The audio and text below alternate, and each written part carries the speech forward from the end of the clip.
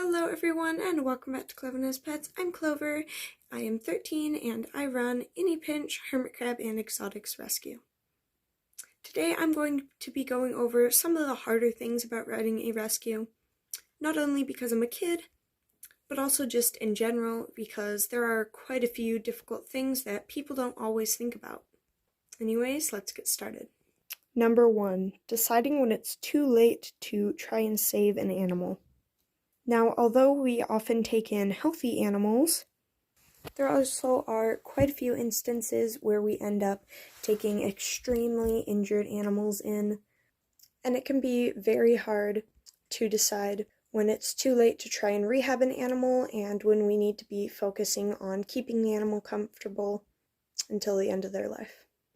Now, the thing with that is it's extremely hard to tell, especially with what we specialize in, which is hermit crabs, because there's very little veterinary information on them, and you cannot bring them to the vet. And so, although I've done extensive research on veterinary studies and different case studies that have been done, there's no concrete way of telling what we should be doing for them. And so it's all sort of opinion-based, and that is very hard, because you can never truly tell if you're giving up on an animal too soon. Number 2, the time commitment.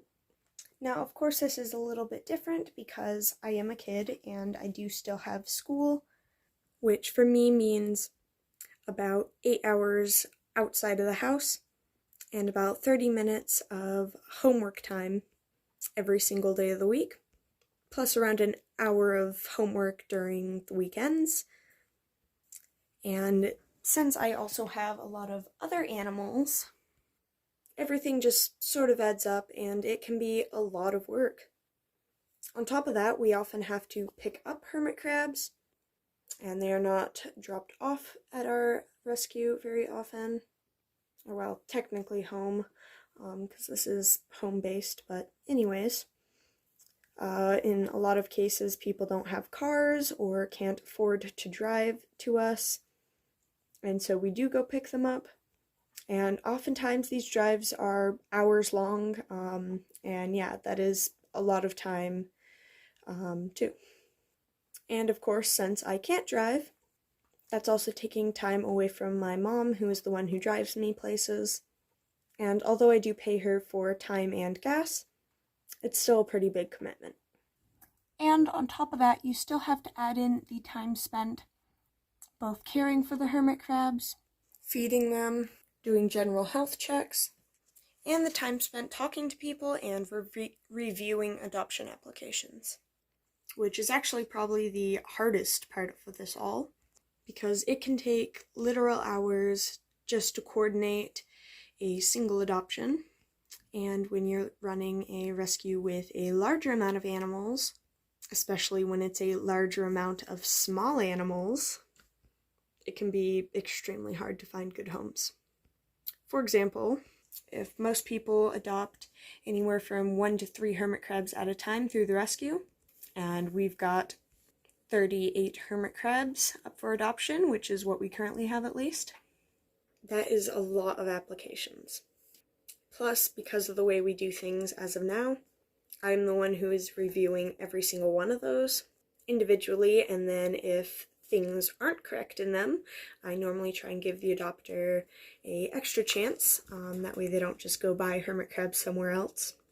And also because people often just don't know, and it's as simple as that. So then I go in and mark all of the answers that are wrong, go back to the person, explain why they're marked wrong, and provide resources so they can do research. And then they can either do the research and correct it, or decide not to adopt from us. And yeah, it can often take multiple rounds of correction and me reviewing and talking to the person and coordinating things in general, providing them with resources for research, just to get to a point where they can adopt. And that does take a very long time. Anyways, moving on to number 3, the mental strain and stress.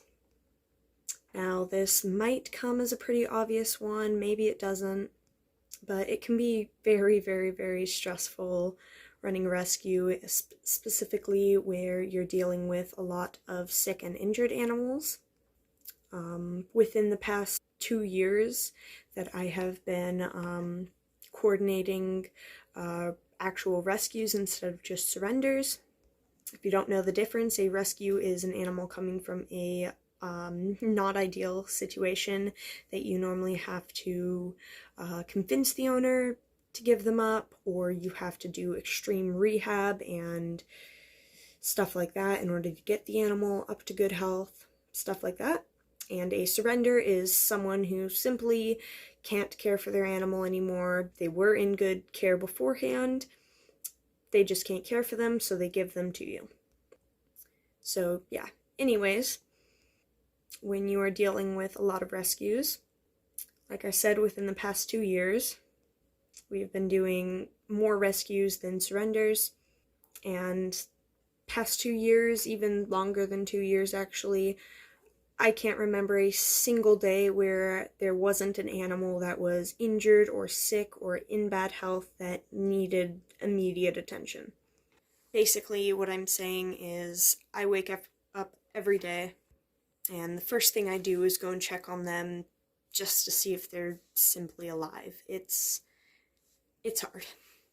Now, I'm not saying I regret it. I am extremely grateful to be able to do this. Especially at my age, it's very hard to legally run a rescue when you're under 18.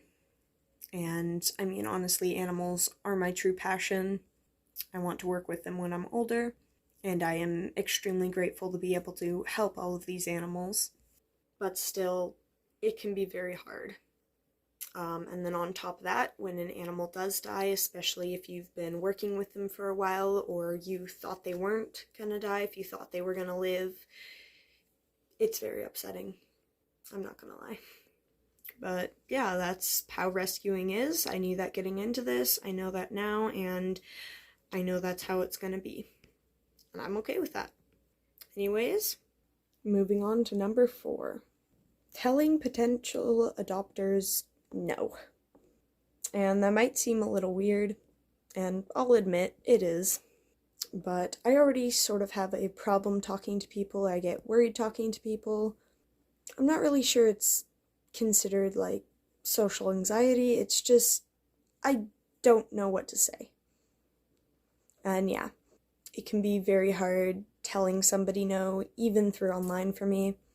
And what I mean by that is, for example, someone fills out the adoption form and it shows that they are not going to be caring for the animal properly, and they try and just say like, oh no, it's fine, or oh no worries, we'll change later on. I can't allow that. Not sure if you can hear that in the video, but that noise in the background is hermit crabs chirping, communicating. Not common you hear that. Anyways, back to what I was saying. People oftentimes don't want to do extra research, don't want to use the resources I provide them, and just want to stick with the way they are caring for their animals and think that they're doing everything okay when they are told they are not. And I am not going to rehome a hermit crab to somebody if they're not going to be in good care, obviously. And that does mean that I often have to say, I'm sorry, if you're not going to provide proper care, then we cannot adopt hermit crabs out to you.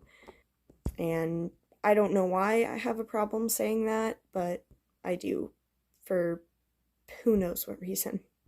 And finally, number 1, money management. Now, it could be just because I'm a kid, but I have trouble deciding where the money should go. By the way, if you don't understand, money meaning the money we get from the rehoming fees from the animals, and any donations. But yeah, should I spend it on shells? But what about food? And I can't forget about substrate, or lighting, or heating, or gas prices. Ah! But yeah, it can be really hard. Anyways, thanks for watching this far into the video. If you'd like this video or you'd like to see more videos like it, don't forget to subscribe, hit the notification button, and like this video. If there's anything you'd like to add, please comment down below, and thanks for watching. See you next time.